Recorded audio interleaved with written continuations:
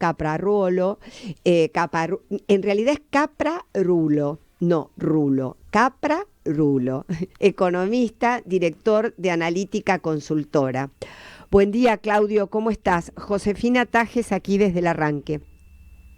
¿Qué tal? ¿Cómo estás, Josefina? Muy buenas tardes. Gracias por pronunciar bien el apellido. Es medio un trabalengua la primera vez que uno lo lee, pero después es más fácil. Es muy difícil, pero realmente, bueno, viste que uno siempre trata de, por lo menos, respetar, más allá de que la Real Academia dice que el hecho de escribirlo o pronunciarlo mal no es una falta de ortografía, pero bueno, a uno le gusta que su nombre y apellido se lo pronuncien bien. Así que, bueno, si en algo no salió de una, las disculpas.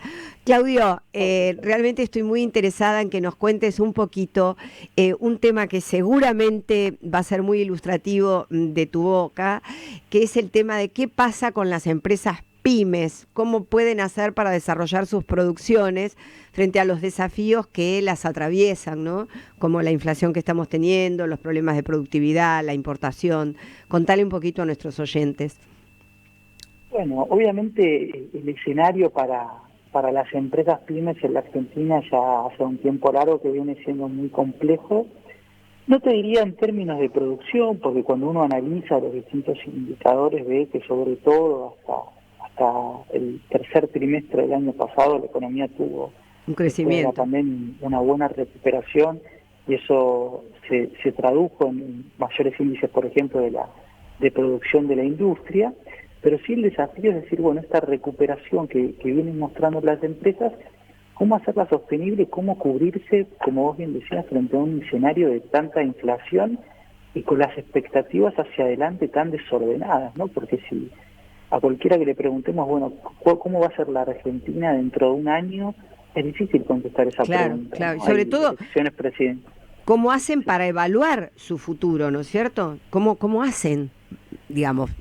Sí, mira, yo creo que lo primero que tenemos que tomar en cuenta y lo que es importante es decir, bueno, uno tiene que cuidar sus ingresos y es muy importante hoy en día no perder contra la inflación en tanto uno puede, porque muchas veces las pymes, el problema que tenemos con estos periodos de inflación tan alta es que las pymes muchas veces quedan en el medio, ¿no? Son proveedoras de empresas grandes que no le permiten actualizar a las pymes sus precios, el costo de sus servicios de acuerdo a la inflación, y eso hace que la pyme vaya perdiendo rentabilidad mes a mes. Claro. Pero aquellas que sí por ahí pueden cubrirse, decir, bueno, pensemos herramientas financieras que hagan que los pesos que tenemos, que por ahí son pesos que van a estar en la cuenta de la empresa durante una semana, 2 semanas, en algunos, mejor de los casos, más de un mes, cómo cubrimos a la inflación. Y ahí lo que nosotros vemos de analítica y lo que necesitamos a nuestros clientes cuando hacemos su administración de cartera es apuntar en este momento sobre todo a instrumentos instrumentos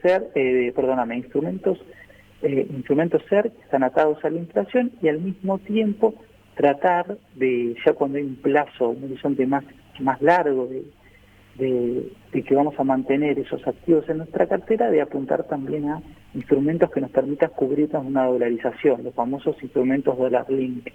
Puede ser eso tanto a través de títulos públicos como de las distintas administraciones de fondos comunes de inversión. Claro.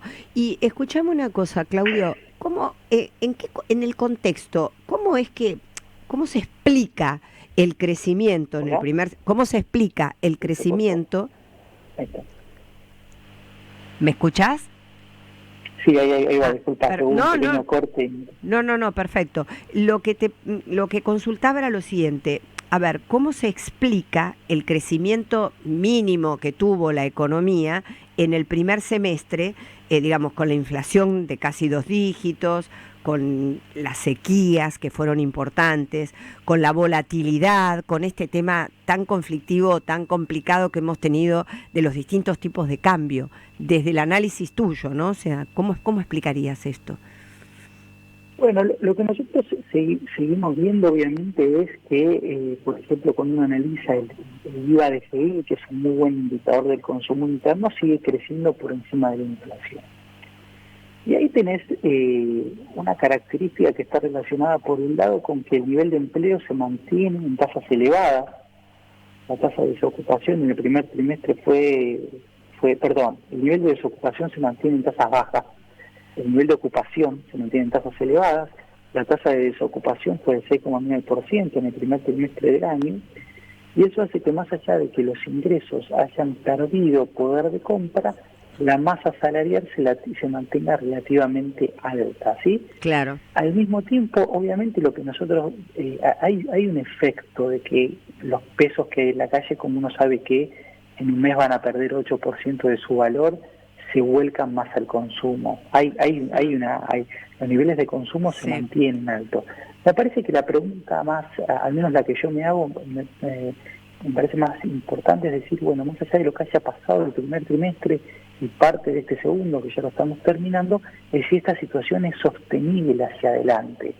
Y ahí es cuando uno dice, bueno, va a ser muy difícil que el gobierno logre mantener el nivel de actividad en la segunda mitad del año. ¿Por qué? Porque básicamente faltan dólares en la economía, y los dólares son el combustible, claro, tanto del consumo como de la inversión, porque en gran parte de los bienes que consumimos los importamos, y porque también, por ejemplo, importamos gran parte de la maquinaria y equipo.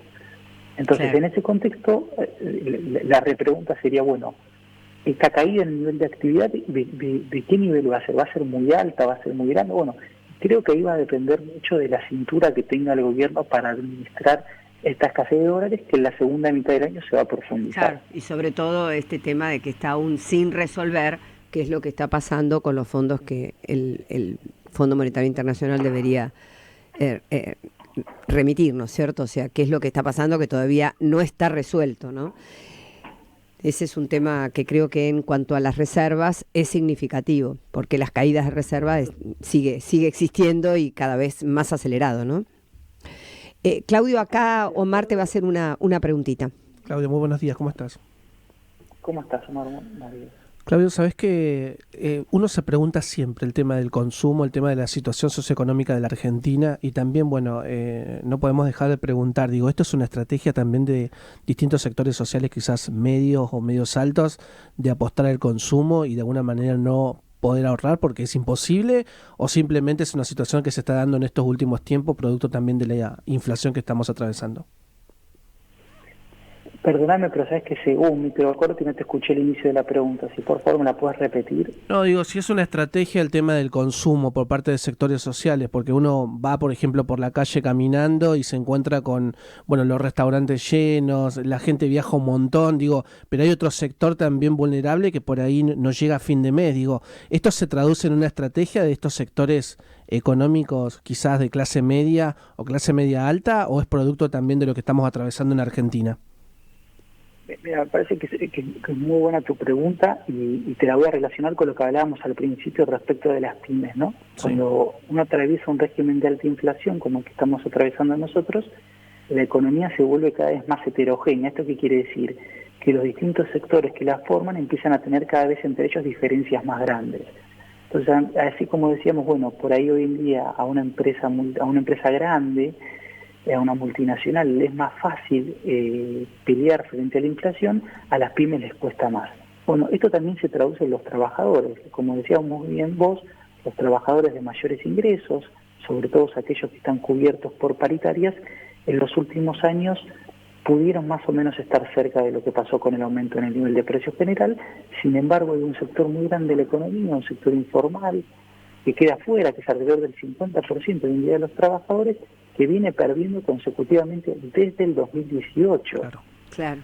Entonces, ese sector claramente no forma parte del boom del consumo, no hay un boom del consumo porque vieron sus ingresos caídos. Entonces, ahí que me parece que hay que tomar muy en cuenta y hay que ser muy cuidadosos en esta idea de decir, bueno, está volando el consumo porque uno ve restaurantes llenos, y bueno, pero hay un sector de la sociedad que no tiene la oportunidad de decir, bueno, ¿qué hago con los pesos que me sobran? Prefiero salir a comer con la familia porque sé que, como decíamos antes, el mes que viene va a valer menos la plata, o porque no puedo acceder a comprar dólares oficiales. Hay un sector que no tiene esa posibilidad sobre la mesa.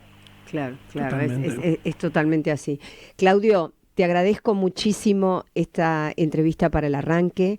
Realmente ha sido un gusto poder escucharte. Nos matan los tiempos de la radio, nos hubiera encantado poder seguir conversando con vos.